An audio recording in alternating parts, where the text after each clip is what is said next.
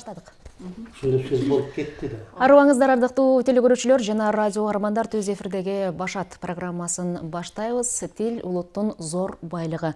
Бүгүн 23 сентябрь мамлекеттик тил күнү. 1989 жылы 23 сентябрда Кыргыз ССРнин жогорку совети Кыргыз ССРнин мамлекеттик тили жөнүндө мыйзамын кабыл алынып, андан соң кыргыз тилине мамлекеттик макам берген. Ал эми 2004 жылы жогорку кеңештин мыйзам чыгаруу жыйынында бул мыйзам жаңыланып, кыргыз тилине мамлекеттик, ал эми орус тилине расмий тил макамы берилген. Ошондон тарта 23 сентябрь албетте тил майрамы катары белгиленип келет. Бул мыйзам кабыл алынгандан кийин албетте мыйзамдын иштеши, кыргыз тилинин өнүгүшү деги эле бул мыйзамды кабыл алуудагы негизги максат жана ал кандай ишке ашып жатат, алдыда кенен сүйлөшөбүз. Ал үчүн келген меймандарыбыз менен тааныштыралы.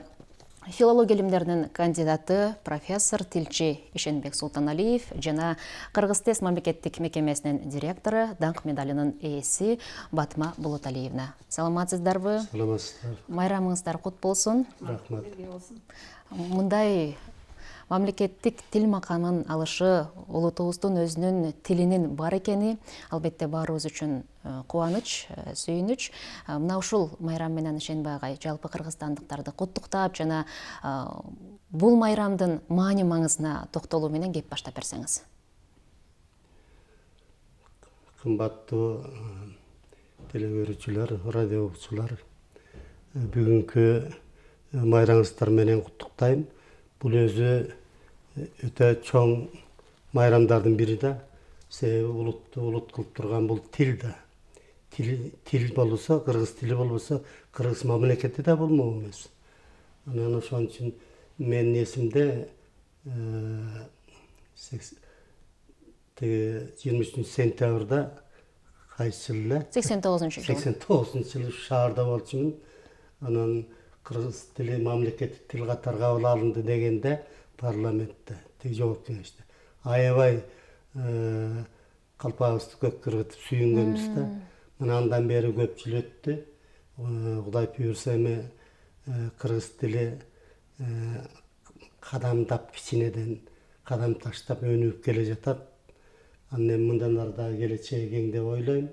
Себеби көз жүрө түзүлөт дейт. Барган сайын эми кыргыз тили боюнча мыйзамдар кабыл алынып, мына кыргыз тесттен мамлекеттик кызматта иштейм дегендер үчүн өзүнчө тест түзүлүп, деңгээлин текшерип, баардык мекеме ишканаларда ушундай иштер жүрүп атат. Мунун башында ошо кыргыз тесттин башчысы Батма Топоева келатат башынан. Сиздин эмгегиңиз абдан зор. Рахмат сизге дагы. Мындан ары да ишиңерге ийгилик каалайбыз.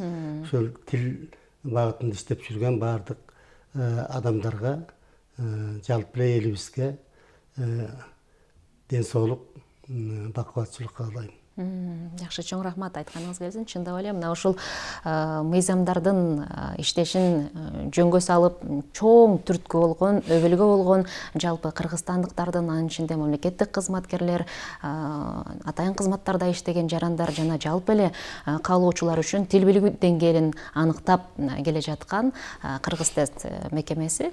Келиңиз, сизге кеп кезегин берели. Агайыбыз биздин маанайыбызды бир ушундай жакшы жакка буруп кетти. Туура айтасыз агай. Ошол күнү биздин кыргызстандыктар үчүн, кыргыз жарандары үчүн өзгөчө чоң майрам болгону баарыбыз эсибизде. Мен да ал убакта кубанган элем. Анан эми элибизге эмне каалап кетем, мен дагы өз ичимде айтып коеюн. Каалаганым эле элибиз аман болсун, тынчтыкта жашайлы. Ушул кыргыз тилибиздин наркын, баркын кемитпей, төкпөй чачпай, жылдан жылга, кылымдан кылымга ушундай өнүктүрө берели, деги эле тынчтыкта гана жашаган эл бололу. Келечегибиз кең болсун. Жакшы, айтканыңыз келсин.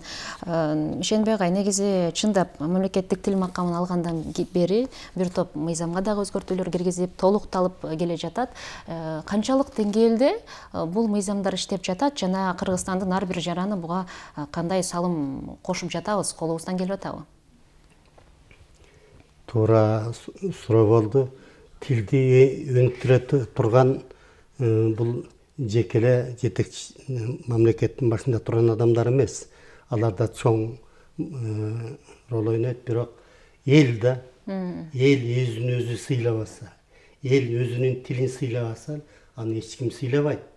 Анын тилин, мисалы үчүн кыргыз тилин Америкадан келип, же болбосо Австралиядан келип өнүктүрүп беришпейт да. Ошон үчүн өзүн өзү сыйлаган эл тилин да сыйлаш керек. Анын эми дагы кичинеден өнүгүп атат, бирок дагы эле психологиябыз толук бойдон өзгөрө элек да, себеби биз кулчулук психологиядан кутуло элекпиз.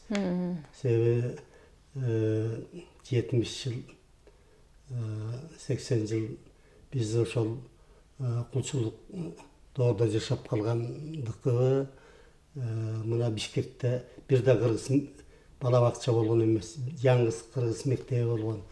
Анан ошол ондогон жылдар бою созулгандыктан, анын үстүнө кыргыздар да мында көпчүлүгүндө орус тилин билгендер билимдүү деген психология орноп калгандыгы. Албетте орус тилин да билиш керек, англис тилин билиш керек, кыргыз тилин билиш керек деселе, анда орус тили эмне болот, анда англис тилинин кереги жокпу деп калышат да. Кыргыз тилин билиш керек деген бул биринчи кезектеги милдетибиз. Ал эми андан сырткары бир нерсе чет тилин билиш керек да. Өнүгүп келе жатат. Дагы иштей турган иштерибиз арбын. Элибиз өзү багы ниет пейилин өзгөртүш керек да, тилге карата. Анын башында менимче парламент туруш керек, президенттин аппараты туруш керек. Анан мени таң калтырганы, парламенттин өткөндө депутаттар кыргыз тилин билиш керек десе, бир топ депутаттар чуулдап чыкты да. Анда башка улуттар эмне болот деп. Мындай сөз дүйнө жүзүндө Кыргызстанда гана болушу мүмкүн. Кыргызстандын гана парламентинде ушундай болушу мүмкүн. Анын үчүн Россияда бул маселе талкууланбайт. Башка улут эмне болот деген. Эмне үчүн Америкада талкууланбайт? Эмне үчүн бизде алар эмне көп улуттуу эмеспи? Дүйнөнүн көп мамлекеттери көп улуттуу. Бирок алардын парламенти ошол баардык улуттардын тилинде тиги сүйлөш керек, тиги тапшырыш керек деген нерсе жок. Ал ошол мамлекеттик тил аларда эч талашсыз мыйзам кабыл албай эле кабылданат. Анан бизде башка улуттун өкүлдөрү эмне болот деп чыгышпадыбы? Бул өтө уят нерсе да. Болгондо дагы кыргыз тилин өнүктүрө турган, колдой турган ошол парламентте ушундай сөз болуп жатышы өтө уят нерсе. Мисалы үчүн Россияга барсаң, мындай орой айтканда, орус тилин билбесең депутат эмес, туалетке уборщица боло албайсың да. Албайт жумушка. Көчө шыпырганга жарабайсың орус тилин билип. Анын үчүн биздин парламенттин депутаттары билбеш керек, элдин талабын талаша турат. Демек, дагы эле болсо ушундай карама каршылыктар, түшүнбөстүктөр болгондо да интеллигенциянын, билимдүү делген интеллигенциянын арасынан чыгып жатышы бизди тынчсыздандырбай койбойт. Деген менен, бул мыйзам кабыл алынгандан кийин, Батма Болоталиевна, жылыштар барбы? Ошол эле агай парламентти мисал кылды. Парламенттен, депутаттардан келип, өзүнүн тил билүү деңгээлин аныктап, тест тапшыргандар жылыш жалпы. Ошол конституциялык деңгээлге мамлекеттик тилди алып чыгуу бул чечкиндүү роль ойноду. Атап айтсак, эми бул дагы биздин ошо жашоо шартыбыздан, утурдагы ошо жагдайдан келип чыкты да. Ошол кадамга барыш үчүн президент баарын баамдап, тилибиз коркунучта экенин, кандайдыр бир чечкиндүү кадам шилтеп дегендей, ушундай бир туура нукка бурбаса болбой тургандыгын баамдоонун негизинде ошол конституциялык мыйзам кабыл алынды. Ошол конституциялык мыйзам кабыл алынгандан бери тилди билиш керек экен, антпесе бүгүнкү жашоо жок экен деп түшүнүп ынанып бүгүнкү күндө тестке келгендердин саны эселеп өсүп жатат. Бул жөн эле келип кирип чыгып эмес, ошо тилди билүүнү жакшыртуу керек экендигин баамдашып, кайсы жакта кандай курстар бар, канткенде мен ушуну жаңы деңгээлге чыгам деп түшөлгөндөрдүн саны да арбып жатат.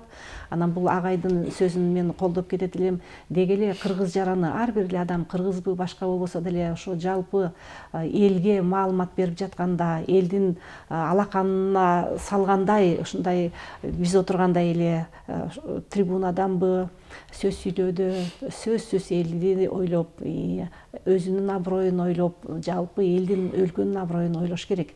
Эми жаңылбаган жаак жок, мүдүрүлбөгөн туяк жок дейт. Ал туура эмес сүйлөп койгон адамдар да ал убакта ошо маалыматтын жеткиликсиздигинен улам келип чыкты.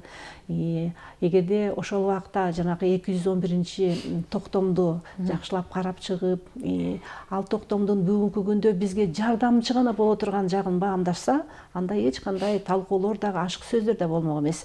Андан кийин бүтүн баарын тең өзлөрү көрүп, сезип, туюп, байкап, окуп көрүп дегендей түшүнүп, азыр бизге эле келгендер эмес, ошондой эле жогорку кеңештин имаратында чакырып, көбүрөөк элдин мындай тестке кирүүчүсүн камсыздоо үчүн ушундай бир сунуштар да болуп, биз ал жактан да тест алып, атургай биздин отурган жерибизге дагы агылып күндө депутаттар өзлөрү тест тапшырып жатышат. Бул эми жакшы, бул тирүүчүлүктүн жакшы нерсеси эмне? Кечээкке кетирген кемчиликти, ушундай катаны бүгүн жоюуга, кечээ бирөөнүн ушундай кандайдыр бир сезимин ортуп койсок, катуу сөз айтып койсок, аны бүгүн оңдоого мүмкүнчүлүк бар. Бир гана ниетибиз керек да, ошо жакшыралы, кечээкини бүгүн баамдап, ошону сезип, моюнга алалы деген туурабы агай? Ошондуктан деги эле кыргыз элибиз биримдикте болуп, бирибизди сыйлап,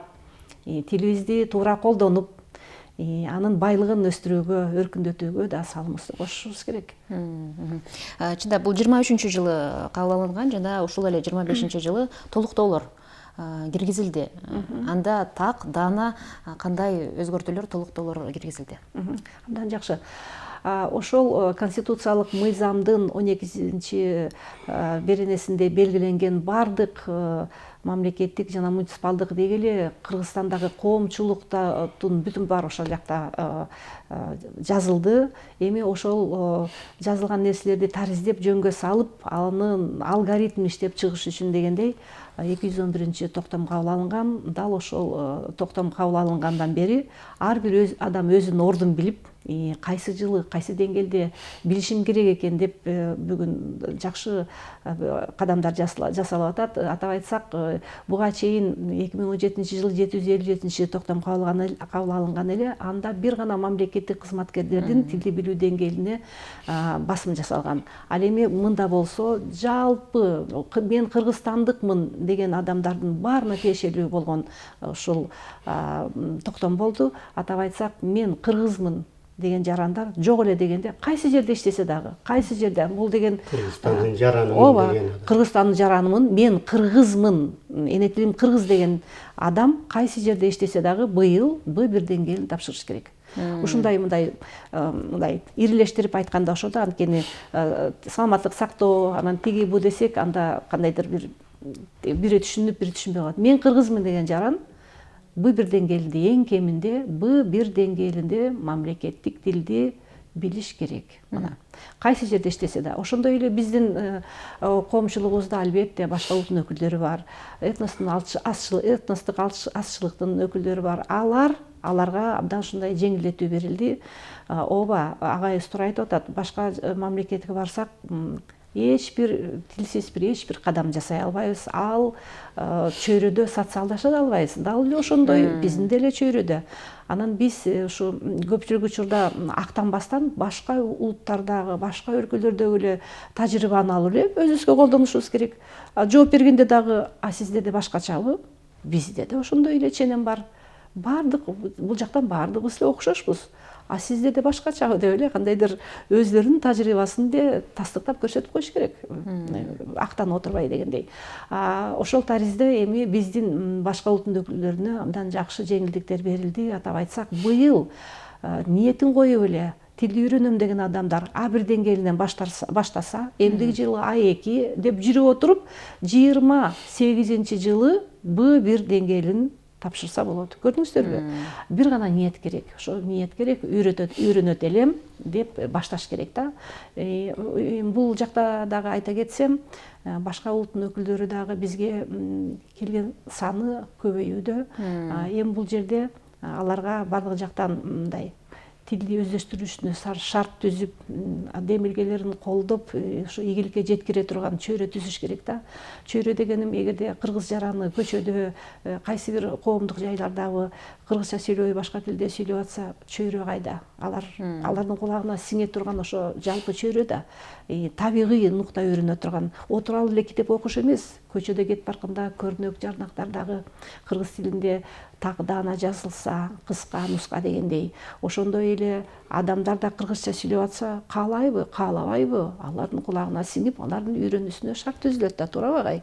Анан кийин бир гана китепти окуп үйрөн десе, мындай чөйрө жок болсо, чөйрө түзүлбөсө, анда болбой калат.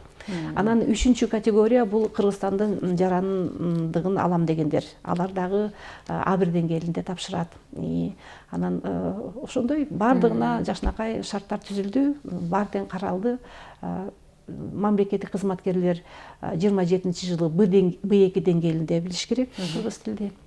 Ошондой эле башка улуттун өкүлдөрү Б1 деңгээлин 28 жылы билиш керек да. Милдеттүү түрдө тапшырышы керек. Ооба. Болот. Милдеттүү түрдө. Жакшы, мына бүгүн 23 сентябрь деп атабыз. Ошондой агай, албетте бул күндү утурлай айылдык, райондук, республикалык, мамлекеттик деңгээлде бир топ иш-чаралар өткөрүлөт. Илимий конференциялар уюштурулат, тилчи окумуштуулар чогулат, тил көйгөйүн ортого салат, аны чечүү жолдорун кеп кылат. Бирок ушул чындап тилге күйгөн жана кыргыз тилин мыкты билген, талдаган адистер арасында гана талкуу жаралып, көтөрүлгөн көйгөйлөр жана анын чечүү жолдору жалпы коомчулукка жетпей жатабы деген дагы пикирлер айтылып келет, Ишенбек агай. Бул боюнча сиздин оюңуз, жана биз чындап тилди өнүктүрүүнү кайсыл жерден башташыбыз керек? Жакшы суроо болду. Бул тил жалаң эле мыйзам аркылуу ишке ашыш да кыйын да. Ошондой эле кыргыз тил күнүнө карата, мамлекет тил күнүнө карата концерт уюштуруп, аны иш-чараларды өткөрүп коюу менен толук чечилбейт бул маселе. Ал эми кыргыз тест да керек, бирок ал мажбурлоо чараларынын бирине кирет да. Биз биринчи кандай ишке ашырса болот деп атпайсызбы? Зарылчылык жаратыш керек. Биз оң жакка карасак да, сол жакка карасак да, көчөдө баратканда кыргызча жазуулар туруш керек. Биз мына Бишкектер алачы, атыгыл Ош шаарын алгыла. Барып көрнөк жарнактарды карасаң, көчөдөн өтүп баратсаң, же Россияда жүргөнүңдү, же Америкада жүргөнүңдү билбейсиң да. Латын таңбасын өтүш керек десе каршылап атышпайбы? Көчөнүн баары латын таңбасында жазылып турбайбы? Англис тилинде. Магазиндердин аттары, дүкөндөрдүн жана башкалардын. Андан сырткары мына автобуста эки тилде кулактандырылат. Мисалы үчүн Алматыга, Турцияга, тиги Москвага бардым. Аякта эки тилде кулактандырбайт. Бизде автобуска түшсө дагы кыргыз тили жаңырып туруш керек. Азыр баланча деген аялдама, кийинкиси түкүнчө деген. Анын үчүн эки. Ошондо анан айласынан кыргыз зарылчылык пайда болот. Анан банкка барса, поликлиникага, дарыгерге барса, азыр баардык жерде электрондук кезмет болуп калбадыбы? Анан барасың, басасың, талоон аласың, анан ошондо кулактандырып. Эми анда кыргызча, орусча дегендери бар. Кыргыз тилинде гана болуш керек да. Ошондо зарылчылык болот дагы, башка улуттун өкүлдөрү дагы ошол кыргыз бир гана кыргыз тилин басат дагы, анан очередин кезметин күтүп отурат. Эгер кезметин кыргызча түшүнбөй өткөрүп жиберсе, ал экинчи жок дегенде 1ден 100гө чейинки кыргызча сөздөрдү санаганды үйрөнөт да. Ошентип зарылчылык болмоюнча бала бакчада, мектептерде бала бакчадан баштап кыргыз тили башка. Эми тилекке каршы азыр орус класстары көбөйө баштады да. Анын көбөйүп жаткан себеби ошол кыргыздардын өздөрү болуп атат да. Кыргыз класста турат, орус класста турат. Баласын алып барып, менин балам билимдүү болот деп кыргыз класска бербей, орус класска берип, азыр орус класстардын саны басымдуулук кылып баратат. Орус бала бакчаларда дагы орус тилиндеги группалар басымдуу кылып баратат. А биз баланын тили 6-7 жашка чейин да калыптанат, 8 жашка ашып кетсе, 10 жашка чейин. Анан бала бакчадан орусча сүйлөп, тиги ансы эле кыргызча, орусча чыгып атат. Үйдөн орусча, тили орусча чыккан баланы кийин кыргыз тестке жиберебизби, же болбосо мыйзам чыгарабызбы, аны кайра тилин оңдош кыйын. Ошон үчүн ошол бала бакчадан башташ керек да. Көчөдөн башташ керек. Жанагындай автобустун ичинен башташ керек. Жанагындай зарыл, керектүү, калкты тейлөй турган мекемелердеги кезметтерден башташ керек. Негизи ар бир ата эне өзү басып өткөн кыйынчылыкты балам көрбөсүн деген ниетте анын түрдүү жактан өнүктүрүүгө аракет жасайт экен да. Мисалы, азыр ушул уул кызын орус класска берип жаткан ата энелердин көпчүлүгү өздөрү кызматка орношууда, жана башка жаатта орус тилин эркин сүйлөөдөн кыйналгандыктан балам ушундай кыйынчылыкка кабылбасын деген ойдо баласын орус класска бергендер дагы көп болгон да. Демек, жок, чындыкка карайчы мындай. Баарыбыз эле көрүп жүрөбүз.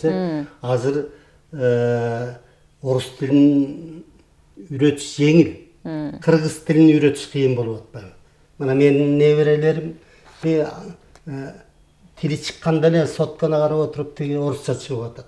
Кыргызча сүйлөтө албай кыйналып атабыз. Анан ал бул орус тилин билбесин, англис тилин билбесин деген сөз эмес. Аны албетте билиш керек. Бирок эне тилин билбей калган бала өзүнүн тамырынан ажырап калып атпайбы? Анын келечеги жок болуп калып атпайбы? Ал депутат да боло албайт, ал кызматкер да боло албайт кийин. Себеби эл менен сүйлөшө албаса өзүнүн эне тилинде. Ал кайдан жүрүп анын кызматкер болот? Жакшы, анан Батманча жогоруда мисалы тейлөө кызматтарына чейин кыргыз тилинде жүргүзүлүш керек деп айтылып атат. Ал мамлекеттик болобу, мамлекеттик эмес, жеке менчик ишканалар, компаниялар болобу? Негизи кандай каралган? Жогоруда айттыңыз, баардык кыргызстандыкмын, кыргызстандын жарандымын деген баардык адамдар үчүн бул мыйзам иштеши керек деп. Бирок чындап ушул жеке менчик компанияларда жана бул жаатта аракеттер көрүлүп атабы, сиздерге байкалып атабы? Ошо мындай кызыгы бизге бүгүн ушу жеке менчик компаниялардан дагы келип атышат. Демек, алар жанакы токтомду окуп, аны менен таанышып, баары бүгүн болбосо да эртең сурала баштайт деген камылгада болуп атат да. Бул албетте бизди мындай кубандырат. Анткени ал жеке менчик ишканаларбы, компанияларбы, алар деле биздин жарандар менен иштейт да. Ошондуктан алар жанакы башка улуттун өкүлдөрү сыяктуу эле быйыл А1 деңгээлинде, жок эле дегенде ошол баштапкы деңгээлде башташ керек дагы. Быйыл, эмдиги жылы дегенде 2 жылдын ичинде, 3 жылдын ичинде, андан аркы жылы деле 27-жылы деле А1, А2 деңгээлин толук өздөштүрсө, алар кадимкидей эле биз менен аралашып, жөнөкөй күнүмдүк тиричилик шарттарда колдонуучу сөздөргө ээ болот дагы, аларды мындай эркиндүү колдоно баштайт. Алар өздөрүнө эле жакшы болот да, бирок аны да түшүнүп атышат. Алар азыр ал категорияга азыр мындай чечкиндүү сурак талап коюла баштабаса дагы, бара-бара алардын баары жөнгө салынат, анткени коомчулук бир да. Деңгээл боюнча айтып калдыңыз, негизи канча жаштыкта, канча деңгээлге чейин азыр жарандар тест тапшыра алышат сиздер? Жакшы суроо болду. Бул бүгүн биздин мекемебиздеги актуалдуу темалардын бири болуп атат. Атап айтсак, ошол жалпы статистика жүргүзүлгөндө биздин коомубуздагы кыргыз эле жарандардын кебиндеги сөздүн мындай тереңдиги, оюбузду билдирүүдө деле болгону 1,5 миң сөздү колдонот экенбиз. 1,5 миң сөз. жалпылап айтканда бул абдан төмөн көрсөткүч. Анткени жанакы деңгээлдештирип окутууда дагы эң негизги лексикалык минимум деген түшүнүк бар. Ошол лексикалык минимумду бул баягы эле дүйнө жүзүндө бардык тилдерде, бардык стандартта эле айкын болгон түшүнүк лексикалык минимум деген. Лексикалык минимум деген ушу биринчи эң негизги жыштыгы боюнча, жыштык көрсөткүчү боюнча эң негизги сөздөр. А1 деңгээлинде 750ден макул эми 900гө деп коелу. Ал эми А2 деңгээлинде 1,5 миңге чейин. Көрдүңүздөрбү, биз А2 деңгээлиндеги сөздөр эле колдонот экенбиз. Бул чоң коңгуроо кага турган көрүнүш. Анткени адабий тил деп атабыз, көөнө сөздөр деп атабыз. Аларды ким колдонот, качан колдонобуз? Дал ошолорго мындай агайыбыз айтып кеткендей, бул деген мажбурлоочу деп атпайбы кыргыз тест. Дал ошол кыргыз тест аркылуу биз таасир этпесек болбой калды. Атап айтсак, мына буга чейин Б2 деңгээлине тапшырган адамдар ошо ооз2 баяндап жатканда, жазуу жүзүндө оюн билдирип жатканда, анын көлөмүнө карап эле кандайдыр бир жөнөкөй сөздөр менен эле оюн түшүндүрүп келген. Эми мындан ары бул нерселер күчтөндүрүлөт. Мисалы үчүн, ушол лексикалык минимумду иштеп чыгууда 2014 жылы атайын жыштык сөздүгүн иштеп чыкканбыз. Анткени жыштык сөздүк деген бул дүйнө жүзүндө ушундай таасын белгилүү болгон сөздүк. Бул ал коомдогу адамдардын кайсы сөздөрдү эң жыш колдонуп жатканын тариздеген көрсөткүчү. Анан 14 жылы биз кыргыз тилинде иш жүргүзгөн, кыргыз тилинде берилген сөздүк кордун баарын эптеп жыйнаганда араң 6 миллион сөз жыйнаганбыз. 6 миллиондун ичинен чыпкалап аларды тазалап отуруп, андан 3,5 миллион сөзү калган. Ошол 3,5 миллиондон эң жыш колдонулган 60 миңден ашуун сөздү алып чыгып, жыштык сөздүгүн түзгөнбүз.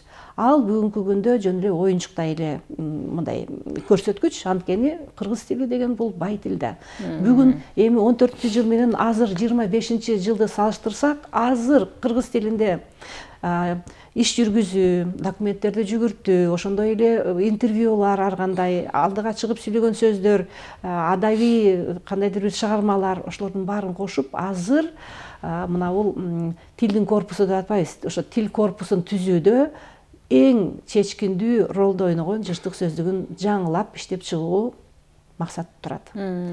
Бул жыштык сөздүгүсүз биз тил корпусундагы жартылуу аны түзө албайбыз. Ошондой эле эгерде туура ушу жогорку деңгээлдеги бардык жакты камтыган чыныгы жыштык сөздүк иштелип чыкса, ал мындан ары, мисалы үчүн лингвистикалык, лексикалык, лексикографиялык жана башка илимий үзүлүүлөргө дагы жол ачмак дагы ушу кыргыз тилинде колдонулбай, архаизмге өтүп кеткен сөздөрдү кайра колдонууга, актуалдыгына жараша албетте колдонууга дагы жол ачмак. Ал эми биз мындан аркы ишибизди дагы ошол жыштык сөздүгүнүн негизинде Б2 деңгээлинде, мисалы үчүн С1, ал тургай С2 деңгээлин киргизебиз. Ал деңгээлди киргизгенде дагы атайын ченемдерди коймокпуз.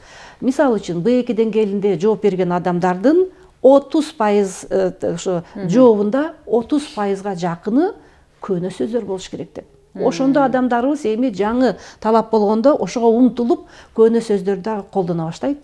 Адабий тилде сүйлөй баштайт. Ошондой эле эгерде Б2 деңгээлинде андай ченем койсок, анда ал ченем мисалы үчүн С1 деңгээлинде андан да өсөт. Ал эми С2 деңгээлинде албетте бул такыр башкача көз карашка алып келет.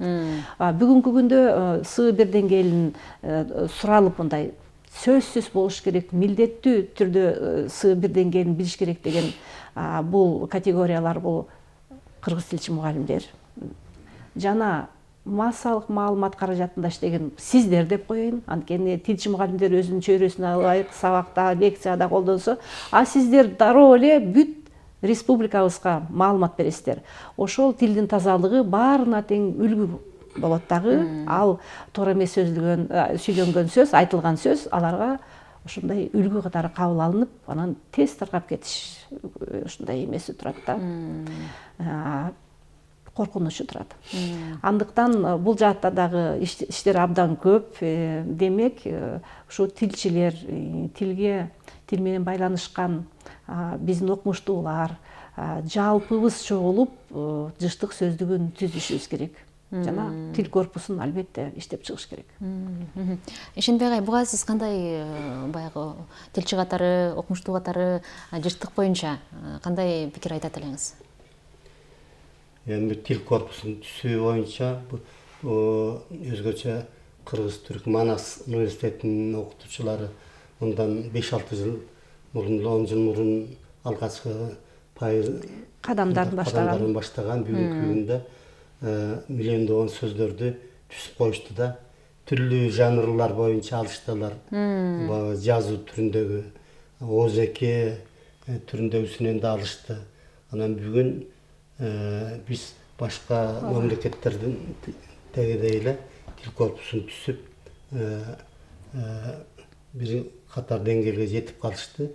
Эми ал буюрса ошол жанагы компьютердеги котормого дагы бардык программаларга, кыргыз тестке дагы, ал эмес коомубуздагы көптөгөн тармактарга пайдасы тиет да, тилдик корпус тилдерибизди. Ошону аяктап бүтсөк, ооба. Аякталса, тилдин сөздөрдүн баардык формалары кирет ага. Баардык грамматикалык өзгөчөлүктөрүн дагы эске алышат. Лексикалык, семантикалык маанилери да эске алынат анда. Бул өзүнчө бир илимде бир чоң тармак болуп, дүйнө жүзү боюнча калыптанып калды. Биздин кыргыз тили корпусун түзүп аткандар дагы буюрса алардын артта калган жакта жок таптакыр. Керек да ал нерсе. Тилдин байлыгы. Бирок эми адам озеки сүйлөшүү деңгээлинде билиш керек деп атпайбыз биз. Мисалы үчүн депутаттар же алар монография, илимий монография жазбай эле койсун. Аларды роман, көркөм чыгарма жаз деп эч ким кыйнабайт. Ал ошо сүйлөшүү деңгээлинде да билбей атышпайбы. Бир бала айтат өткөндө, мага кыргыз тилинин эмне кереги бар дейт. Кыргыз тилинин кереги жок мага деп атпайбы. Ушундайлар болуп атпайбы. Анын эми сүйлөшүү деңгээлинде билиш керек да. Дүйнөгө атаа чыккан Александр Сергеевич Пушкин деле өмүр бою 20 000 сөздү араң колдонуптур. Кадыр эсе бизге окшогон адамдар өмүр бою бир 10-15 000 эле сөз колдонот дейбиз. Анан бирок эми бүгүнкү компьютердин мүмкүнчүлүктөрүн эске алуу менен мүмкүн болушунча ошо эски көөнө сөздөрдү дагы, неологизмдерди дагы баардыгын билсин деген мындай талап, максат, ниет айтылып атпайбы. Туура бул нерсе. Адам эркин сүйлөшүш үчүн билиш керек да баарын. Жакшы, агай айткандай бардыгыбыз эми мен кыргызмын, кыргыз тилин билем дегени менен тест тапшыра келсек, баштапкы деңгээлден өтпөй калышыбыз толук мүмкүн да. Негизи пайызга карап алганда эң жогорку деңгээлде, мисалы С1 же болбосо Б2 деңгээлдерде тест тапшыра алган жарандар канча пайыз? Тапшыра алгандар. Ооба, буга чейин сиздерге тапшыргандардын арасында. Эми жанагы 11 000 деле мындай ариздеп көрөлүчү. Анын ичинен 40% Б1 деңгээлинде тапшырып атат, 20-га жакын пайызы Б2де, анан кийин калганы С1де. С1ге тапшырган адамдардын саны азыр кескин түрдө азайды. Анткени чыныгы өзүнүн деңгээлине жараша ошону баамдап келип тапшыргандар көбөйүп жатат. Анткени буга чейин мындай болду да, бир жолу өтпөй калса, анан кийин кайсы бир учурдан кийин кайра келип эле, эч даярдык көрбөй эле, ошентип эле эшикти ачып жаап эле келип аткан адамдар көп болчу. Ал кимди алдайт адам? Өзүнүн убактысы кетет, анан кийин азбы көппү дегендей акча төлөйт дегендей. Анан негизи үмүтү үзүлө баштайт да. Андыктан бизге бир жолу келген адам ошол жерден чыкканда эле кандай тема келди эле, жазууда эмне тема келди эле, сүйлөөдө кандай тема келди эле, барып туруп эле жазып, ошо кандай жазса, андан кийин аны ошондой кесипкөй адамдарга, кыргыз тилин билген адамдарга, сабаттуу адамдарга көрсөтүп, каталарын өзү таанып алса, анан ошол каталарын жоюунун үстүндө иштеп, окуй турган болсо окуп, андан даярданып келсе жакшы болот эле. Ал эми улам келе бергенден көрсөткүч өзгөрүлүп кетпейт. Тилекке каршы ошондойлор болуп атат. Бирок Сибир деңгээлине келгендер азыр азайды. Чыныгы мен билем, кыргыз мектепти бүткөм, кыргызча оюмду толук билдире алам деген адамдар азыр эми баары болбосо дагы бир 80% ошондойлор келип атат. Бул жакшы көрсөткүч. Алардын ичинен өтпөй калгандар дагы албетте бар. Анткени бул жакта негизги басым ошол жаза билүү, оюн эркин оозек айта билүүгө дагы жасалат да. Албетте окуп түшүнүү, угуп түшүнүү, лексика грамматиканы орундуу колдонуу, бул тапшырмалар да бизде толук камтылган. Жакшы агай, негизи мына ушул мите сөздөрдүн көбөйүп кетиши, орус тилиндеги жана башка тилдеги сөздөрдүн күнүмдүк жашообузга, сүйлөшүү, баарлашуубузга аралашып кетүүсү бул технология заманы менен байланыштырып келебиз да. Бирок эч ак тилин дагы маданиятын дагы сактаган айрым бир мамлекеттерге бул технология эч ак эле кирген. Алар кандай кылып тилин сактап атат, кантип өнүктүрүп атат? Биз ушул эле техниканы кантип тескерисинче тилди өнүктүрүү мүмкүнчүлүгү катары карай алабыз? Эми ар бир элдин тилин негизги пайызын теги негизги фундаментин түзүп турган базасы болот да. Айлы бул төз сөздөр. Эне тили. Андан сырткары неологизмдер болот. Бул дүйнөдө бир дагы таза тил жок, башка тилден кабыл албаган. Бул технологиянын өнүгүшүнө байланыштуу жаңы сөздөр, неологизмдер кирип турат. Орус тилинен, орус тили аркылуу француз, немец, англис жана башка тилдерден кирген сөздөр колдонулат биздин сүйлөө речибизде. Ал өзү мыйзам ченемдүү нерсе. Анан эми мунун көпчүлүгү жазуу аркылуу ишке ашат да, сүйлөп эле эмес, сабаттуу жаза да билишибиз керек да. Эми биз жакында бир долбоорду даярдап атабыз, жогорку кеңеш бекитип берсе, 2 алфавитти да тең калтырууну сунуш кылып атабыз да. Биринчиси буга чейин окуп келген, биз 36 тамга 39 тугуш бар деген орус тилинен кирген сөздөрдү, орус тили аркылуу чет тилинен кирген сөздөрдү жазыш үчүн колдонулган алфавит биз окуп келген. Экинчиси ага кошумча. Кыргыз тилинде жок 8 тамганы алып салдык. 4 йоттошкон тамга ажыратуу ичкертүү белгиси, анан ц, ш. Бул 8 тамга кыргыздын бир да төл сөзүндө кездешпейт да. Ошон үчүн кыргыздын төл сөзүнө негизделген алфавитти сунуш кылып атабыз.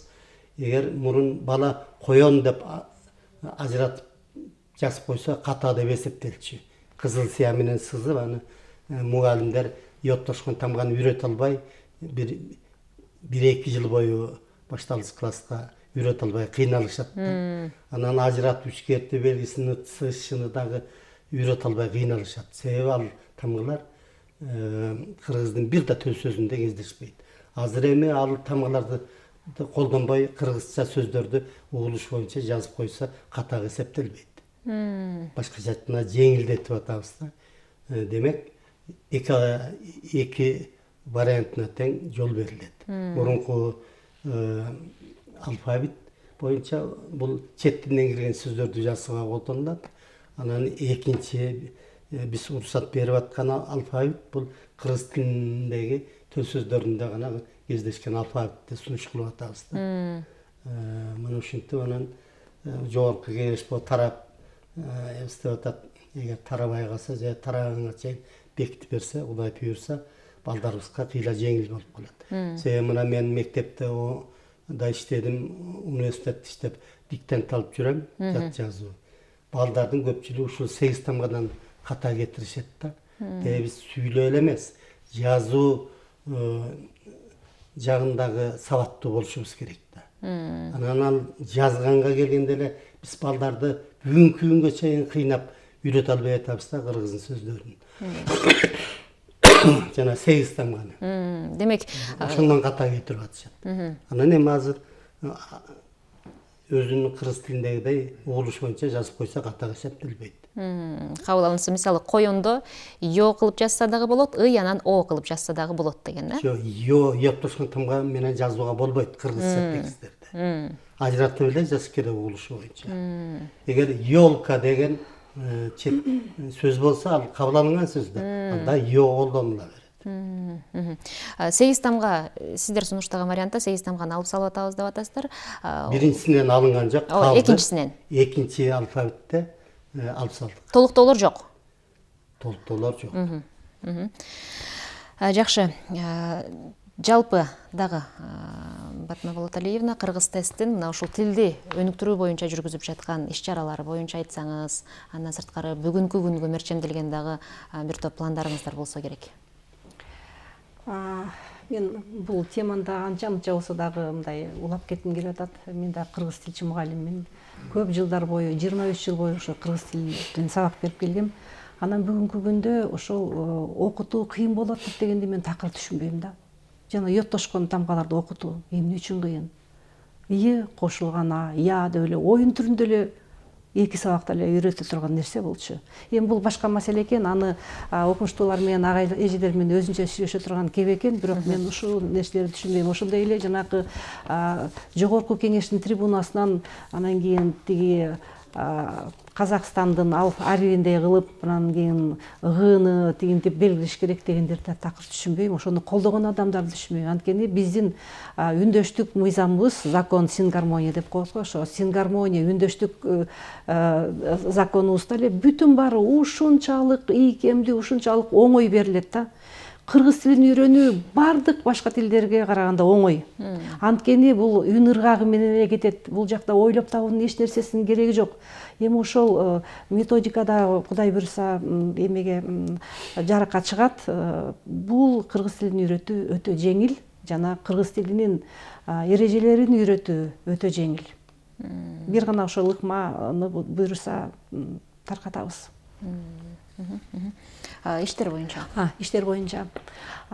Кыргыз тест дегенде эле биз ушу кыргыз тилден эле тестти элестетебиз. Кыргыз тест. Ал эми кыргыз тести биз деген мындай кеңири кабыл алышыбыз керек. Кыргыз тест деген Кыргызстандагы тилдик тесттер. Биринчи кадамында албетте өзүбүздүн эне тилибиз болгон, мамлекеттик тил болгон кыргыз тилинен тесттерди киргиздик. Бул 14-жылы ачылып, 15-жылдан баштап биринчи сынамдык иретинде, азыр болсо милдеттүү түрдө ишке киргизилген тесттер. Ошондой эле экинчи расмий макамга ээ болгон орус тилинен тестти биз 20-жылы киргизгенбиз. Анткени биздин өнүгүүбүзгө орус тили дагы өтө керек, анын орду өзүнчө. Жана эл аралык ааламдашууга биз кадимкидей толук кандуу дегендей ага да жол ачышыбыз үчүн башка тилдерди да билишибиз керек. Ошол башка тилдерди билүү үчүн ошол жөн эле билип коюу эмес, башка ошол англис тилдүү өлкөлөргө чыгабы, кайсы бир мамлекетке чыкканда өзүнүн эл жеринде тест тапшырып, ушул жактан сертификат алып кетүү жолун ачуу үчүн биз дагы ушундай бир чечкиндүү кадамдарга барып жатабыз. 27-жылы ошондой эл аралык аудиттен өтүп, ошо эл аралык деңгээлде таанылган ассоциацияга мүчө болуп кирип, башка тилдерден дагы тест жүргүзүү мүмкүнчүлүгүн алууга ушундай бел байлап жатабыз. Жакшы. Рахмат. Бизге бөлүнгөн убакыт соңуна чыгып бараткан экен, Эшенбек агай. Жалпы мамлекеттик тилге байланышкан ойлор болсо, чакырыктар жана тилек менен эфирибизди жыйынтыктасак. Эми айтылып жүргөндөй элибизге тынччылык, бакубатчылык, негизинен ден соолук, аманчылык каалайм. Анан тилибиз кылымга арткан кыргыз тили жок болуп кетпейт, өнүксө, мындан ары жогорку деңгээлге чыгат, өнүгөт. Ошол тилибизди сактап өнүктүрөлү. Баарыңыздарды ошо тил майрам менен куттуктайм. Ооба, тил бул негизги биздин куралыбыз. Бул адамдарды жакындатканда, алыстатканда тил, ошондуктан тилибизди колдонууда дагы кандайдыр бир астейдил мамиле кылып, таразалап, сөздөп эле сүйлөй бербей, өзүбүздү маданияттуу алып жүрүүгө да үйрөнөлү. Анткени тилдин курал болгону менен ал биздин дилибизди чагылдырат. Андыктан тилди жаңыдан үйрөнүп жаткан адамдар бул кыйын экен дебестен аракеттенип тилдин өнүгүүсүнө жалпы салымыбызды кошушубуз керек. Чоң рахмат, ыраазычылык билдиребиз. Тил улуттун башкы байлыгы, ар бир улуттун эң негизги өзгөчөлүктөрүнүн бири, анын элдүүлүгүн, иденттүүлүгүн аныктаган бул албетте бул тил экен, ардактуу угуучу. Тил жоголсо улут жоголот дейт. Демек, тилди өнүктүрүү жана сактоо ар бирибиздин жарандык жоопкерчилигибиз жана милдетибиз экенин унутпайлы деген чакырык менен Башат программасын жыйынтыктайбыз. Биз менен бирге болуңуздар, майрамыңыздар кут болсун.